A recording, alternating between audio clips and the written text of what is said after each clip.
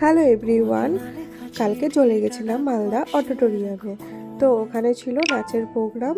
তো ভেতরে গিয়ে দেখছি এখনো নাটক চলছে। এরপর শুরু হবে আমাদের নাচের প্রোগ্রাম।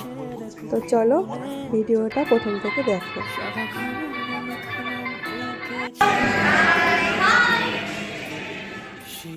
তো এরপর আমরা সবাই ভেতরে গিয়ে ওয়েট করি। এরপর আমাদের প্রোগ্রাম শুরু হবে। এখানে চলছে প্রোগ্রাম, তো এরপর আমরা যাব। চলো ভিডিওটা তোমাদের সাথে একটু শেয়ার করলাম।